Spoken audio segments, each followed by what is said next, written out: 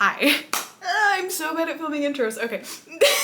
Hey guys, welcome to or welcome back to my channel. Today I've got some book recommendations just based off of mood reads, vibes, whatever you're doing in life. We're just coming from all four corners of the globe and we're recommending books. I don't know if that makes sense, but that's basically what's happening right now. I made a list of very vague to very specific reasons you would want to be reading a book, so let's just get right into these recommendations. Question number 1, a book you can read in one sitting. There is no better book to read in one sitting than a cute, fluffy romance book with a little bit more depth to it.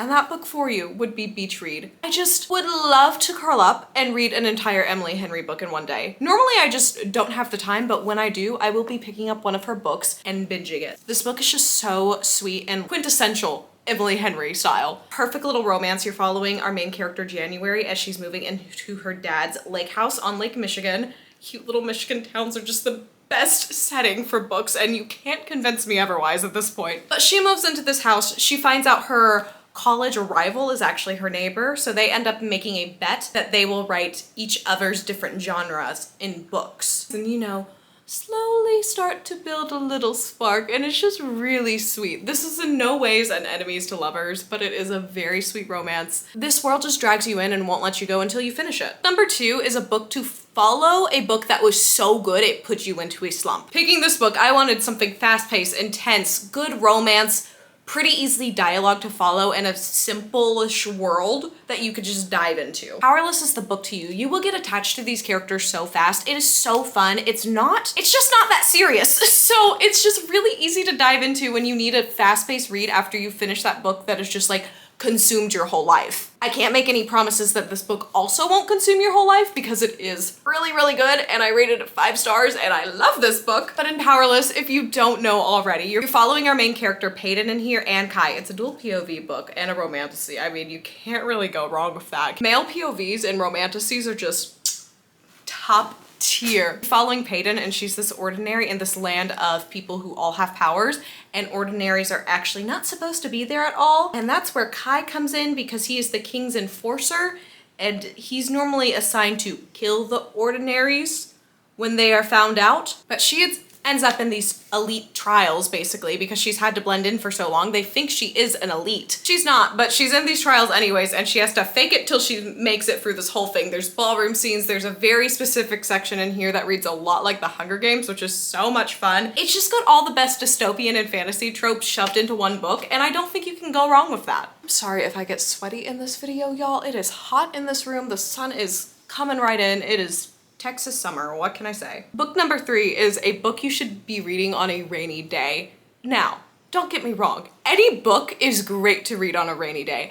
I just loved getting to read this book specifically on a rainy day. It made it all the more magical. And that book is Dance of Thieves. This is a never romantasy book. I freaking adored it. I promise I have a bunch of other genres coming up in this recommendation video, but this is a never romantasy book and oh, it's really good. This is also dual POV, so just chef's kiss once again. I loved it. The reveals are done so well in here. It is marketed as an enemies to lovers, but they're basically at least attracted to each other within the first 50 pages, so I don't know if we can really count it, but it's still a really fun story and just a great little adventure. Our main character Kazee is going to check on this kingdom that isn't technically a kingdom in the realm of other kingdoms, but she's going to check on them because they are suspicious of them having some sort of secret that may bring harm to the rest of the realm. So much happens. It's so exciting, so fast-paced. It just ropes you right in, and it's perfect to just curl up as the rain's going pitter-patter on the roof. Number 4 is a book to read on a long travel day. Those books, I want them to just drag me into the world and not want to put the book down until I am done with that plane ride, car ride, whatever. If you get plane anxiety like me, you just want to forget you're on the plane at all. I don't want to know I'm there, so I will have my head in a little book the whole time we're there, and I will be pretending I'm not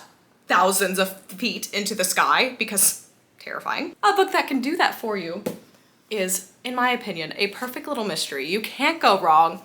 The Cousins by Karen McManus. I love all of Karen McManus's books, but this one is just so freaking good. I think about it all the time to this day. This book is about 3 cousins that don't really know each other, but they all get this invitation from their grandmother, who is basically disconnected from all of their parents and does not like any of them anymore. So she invites all her grandchildren to come work on this island resort that she owns. You just get to follow this incredible mystery about what happened with the families and what went down all those years ago. And it really just ropes you in like any perfect mystery should. Number 5 is a book to read with a friend. Now, to go in this category, I want something that you and your friend can theorize on and just enjoy it together and come up with all these different theories on what's gonna happen, bounce ideas off of each other, and just have this fun thing to talk about for a week or two at least, and just, I would have loved to read this book with a friend. It's A Good Girl's Guide to Murder. There are so many fun little plot twists, so many plot points, and they break it down for you, so it really does feel like you're solving it along with Pip, and I just feel like this would be the perfect book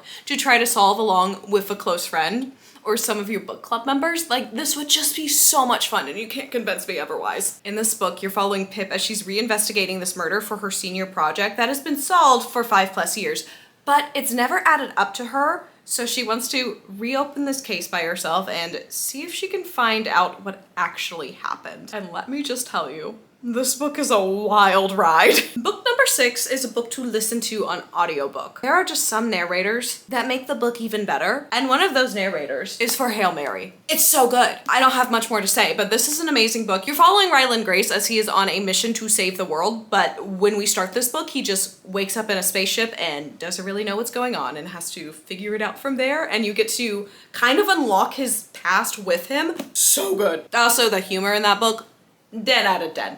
Perfect. Number 8 is a book that you read when you just want to forget about the real world for a little bit and just fully dive into a fantasy world and not have to think about any actual problems. And a perfect book for that is We Hunt the Flame. This is actually a pretty solid enemies to lovers, and I really enjoyed it. This book just transports you to the most beautiful book world I have ever been in. The colors, the vibrancy, everything that's described in this world is just stunning. I loved it so much. This is a never dual POV, and we all know how I feel about that. I love them. The main plot of this book, you're following Zafari as she's off to try to save the magic in the realms, but then you're also following the king's assassin, kind of like in Powerless.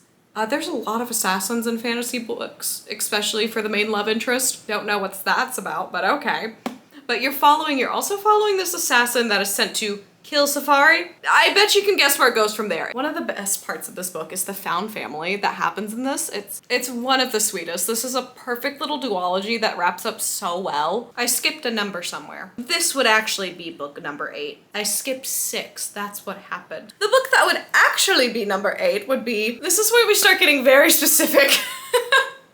This is a book that would be perfect if you're in the mood for a good cooking show. Hang with me. Don't click off the video. I know where I'm going with this. But if you're in the mood for like a good cooking show, kind of like Bear, or even just something on the Food Network, you're gonna love The 7-Year Slip. It is so fun. The food that's described in here, the food-based scenes, it makes me so hungry thinking about it.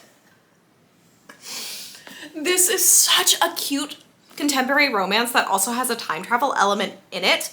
Our main male character in this is a cook in this world, and the food sounds so good. The writing in this, though, is just as stunning as the food that's described. There's not much more I can say about this book because it's just so unique, and you really just have to read it for yourself. All right, number 9 is a book that is guaranteed to make you cry, sob, weep. If I'm in a bad mood and I want to cry fast, I will just watch this movie adaptation of this book because every time, doesn't matter. I watched a recap of this that was supposed to be kind of funny, still sobbed. And that book is Me Before You. It hurts to think about. It's a good contemporary romance that will make you sob. That's all I'm gonna say. I can't talk about it much longer without crying. Book number 10 is a book to read when you're upset at the government because, you know, may not be great right now, but it's way worse in this universe. Such a bizarre take. And that book would be the Red Rising series, because let me just tell you, the government in here messed up. Way more messed up than our government. I don't know why I wrote this down. This is a little unhinged. In here, you're following Darrow, and is that his name? Yeah. Sorry, I've been saying it wrong for so long. In here, Darrow. No, it's not. It's Darrow. It's definitely Darrow. Darrow. No, it's Darrow. It's definitely Darrow. Would you believe that I've read this entire series and I absolutely adore it, and it's a 6-star series, and I still barely know how to pronounce the main character's first name, and it's just not that hard. It's really not that hard, but you're following Darrow in this series, and he is a Red Class miner at the start of this book, thinking him and all the people he's working with are working to make Mars a livable habitat for humans to be on by extracting this certain type of gas that they need to terraform the planet, basically, make it livable for humans. Except very early on in this book, we find out that that is not the case. Humans are already living on Mars. There are huge cities, and there is just this giant class system they have formed out, and Reds are at the absolute bottom of it. So we watch Darrow take on this journey and just infiltrate the Golds. This whole series is just an absolute masterpiece, and I don't want to say too much more than that because you really just need to dive in and explore this world. If you like The Hunger Games, you're gonna love this book. This is gonna be right up your alley, and just remind you that at least our government isn't here yet. If you want to feel like you're frolicking in a field, book number 11 is the book for you, and that book is Divine Rivals. It's just so warm and wholesome. You're in kind of this fantasy world with very realistic elements to it. You're following two different journalists in this book, and it's a never dual POV, it's a never love story, but this is my favorite love story. I adore these characters as you're following them. They are slowly unearthing what the war that is currently going on is actually about and how serious it actually is. But the main thing you're following in this book is their love story, and it is beautiful, and everything else is kind of a subplot.